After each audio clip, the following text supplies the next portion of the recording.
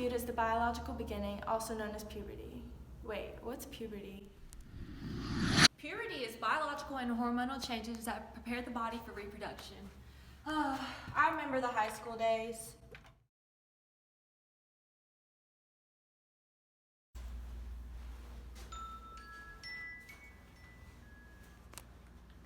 Hello?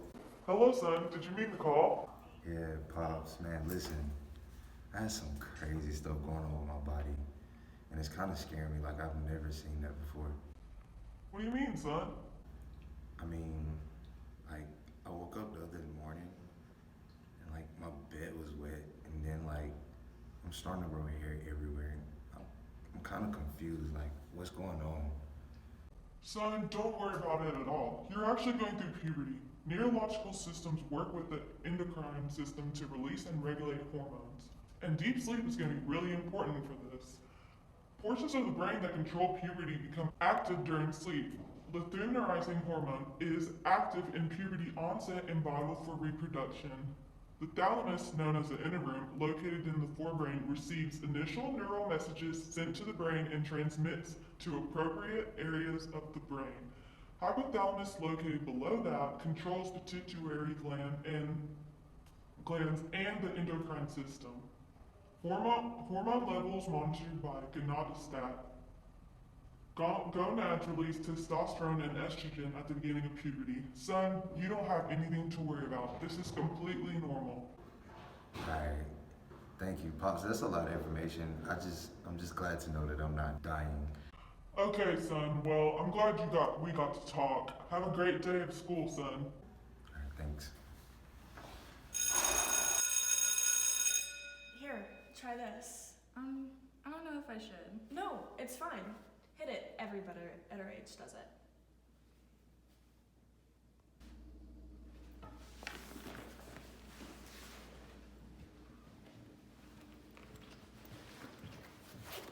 Girl, I just totally skipped that class. Why are you so much taller than me? I'm 13 and you're 13. Because girls experience growth spurts before boys do. Sweetie, you really need to go to bed. Deep sleep is important for puberty. Mom, I can't. I'm literally depressed, and I've been this way since I was 8 years old when I got my first period. It's not gonna change. Well, that's because you went through precautious puberty, which makes sense because I did too. And you had a little bit of obesity, environmental toxins, and stress. But I really think you should go to sleep. Okay, Mom, thank you. Good night. I'm literally about to submit my dropout form. Like, school restricts my abstract and symbolic thoughts so much. I know, that's how I feel, but I mean, questioning authority and testing limits is completely normal within adolescence, so. Oh, wait, I remember learning about that. Piaget said it was formal operational thought and abstract thinking. Yeah, exactly. Our sense of justice in determining what is right and wrong is developing right now. Oh, yeah, because remember when we were 4 to 7 in our heteronormative morality stage, it was like we had a rigid approach to rules. But now we're in the autonomous morality stage and we have like fuller awareness to rules and human construction. I hate it. Yeah, I know. Well, I mean, at least Kohlberg gives us our 3 stages of moral development, so it helps us kind of evaluate moral reasoning.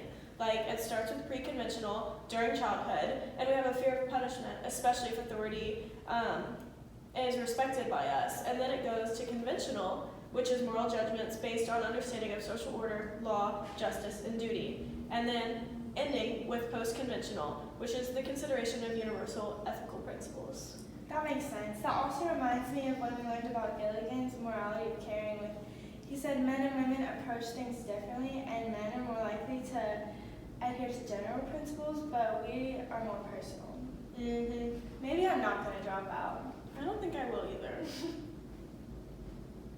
Guys, I literally got an 800 on my SAT. I'm so dumb. Chloe, no you're not. SAT is not predictive of academic performance in college.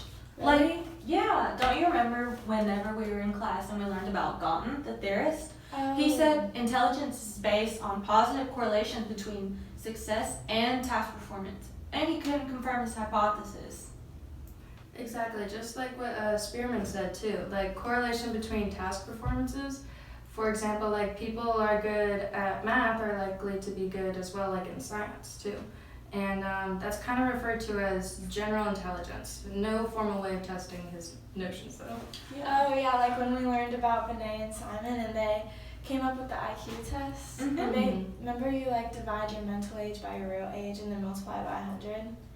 And he had those other tests like the WISC for children and the WAIS for adults. Yeah, totally. And like one of the other ones that we talked about was Sternberg, and he theorized about successful intelligence, and he believed traditional tests were limited in nature and do more harm than good. And it was also a compromise of creative, analytical, and practical intelligence. So you never know. My favorite was Gardner. He hypothesized about multiple intelligences.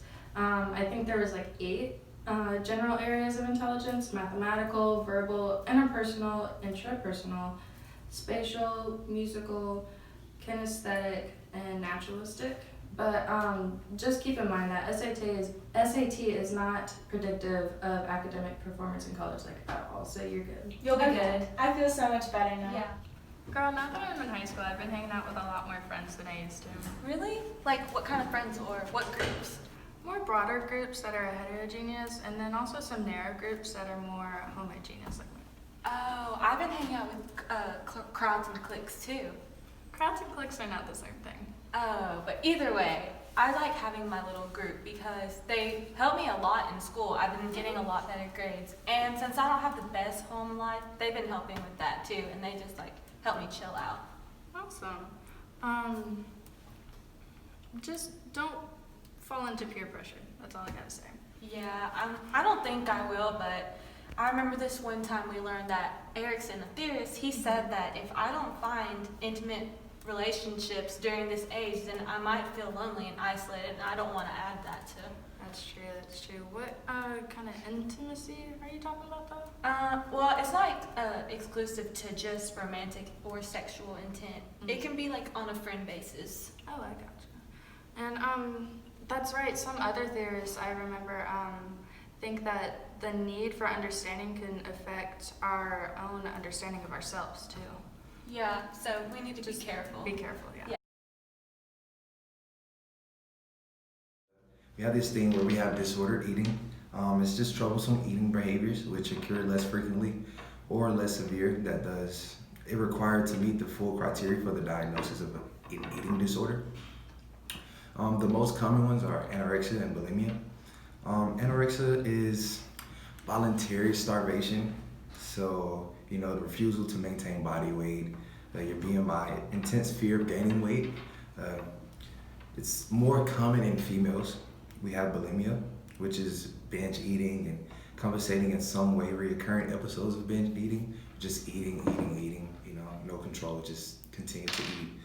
Gonadarchy, a biological event where the gonads begin to produce more hormones, including testosterone and estrogen. We have androgens, male sex hormones. Menarche, female versions of gonadarchy, marked by the onset of menstrual cycle.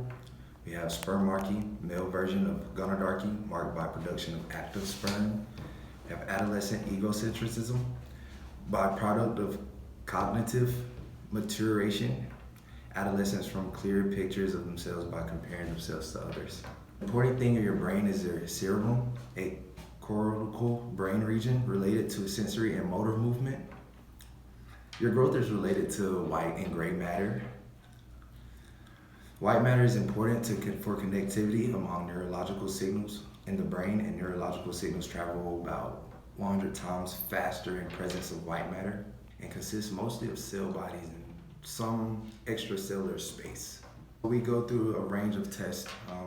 One test will be the diffusion tensor imaging, it's short for DTI.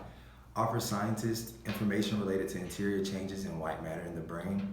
Water reacts differently when placed in white matter containing strong, consistent nerve fibers when compared to white matter with weaker and inconsistent nerve fibers.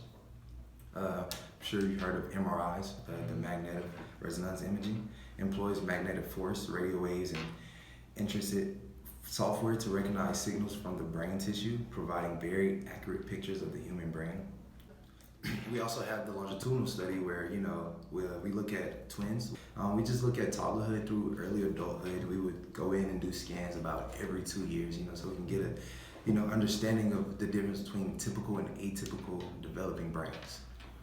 Another test is fMRI, which shows the level of activity in the brain. Brain is at 95% of adult size at age 6. Cerebral volume at 10.5 and 14.5.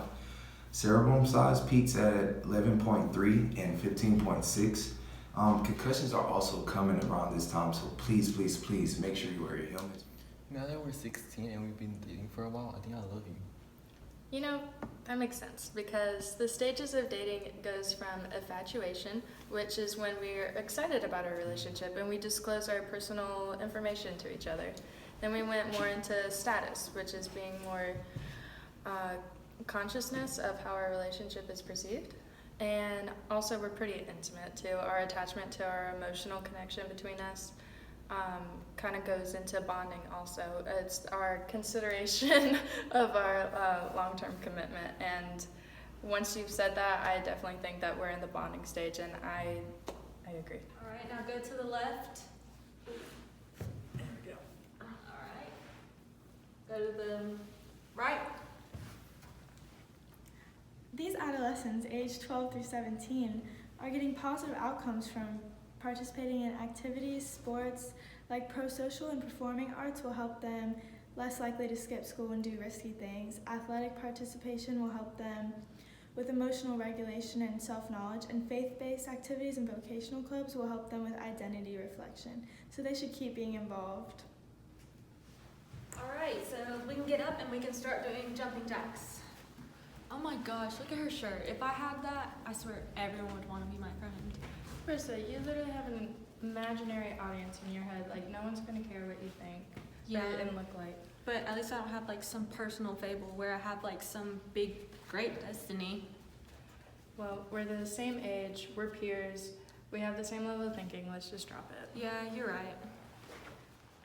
Danny, you know what's so weird? So I was talking to my grandparents the other day, and you know how we learned about crystallized and fluid intelligence? Well, I realized like how real it is in the real world. Like my grandparents, their knowledge of the world is just based on facts, and they don't really gain new information or thoughts. But like for us, we have fluid intelligence, so I mean our ability to reason and solve new problems is a lot better. And I also realized, I mean, the more that we hang out, I realized that your intelligence is linked a lot more with language and vocabulary, and then mine is more, I mean, it's based off of language, but it's more like mathematical problems. But I mean, I'm fine with this because, I mean, I think I exhibit successful intelligence, which is the ability to achieve success in life in terms of one's personal standards of my own sociocultural context. Want to go to the party or no? Class, ready? Now they all evolve and place into the same age groups throughout school, also known as age grading. It's time to teach you all about puberty and what you're going to be going through at this age. You'll be going through puberty, which is marking the beginning of your adolescence, and it's the awakening of a complex neuroendocrine machinery in which the primary mechanism is still unclear. And some of you may have permissiveness with affection, which implies that premarital sex is okay as long as you're in a stable relationship. So you need to be careful at this age. You'll also have primary sexual characteristics, which are physical changes related to reproduction, and you'll also have secondary sexual characteristics, which are physical changes not related to reproduction. At this age, you'll also use a lot of moral reasoning, which is thinking about your moral dilemmas and solving them versus what you think is right and wrong. Your brain will go through a lot of changes, and you might be tempted with things like eating disorder, depressive symptoms, needing more deep sleep, externalizing your behaviors like breaking rules, and using alcohol and drugs, dating, sexual involvement, and peer groups that can be intimate or not. You'll also be tested for intelligence and learn that there are many different types of it. Piaget and Erickson also describe these stages, and I recommend you guys participate in a lot of organized activities and make good decisions. Thank you, teacher. It was so fun reminiscing on old times. Hopefully I don't have to go through that again.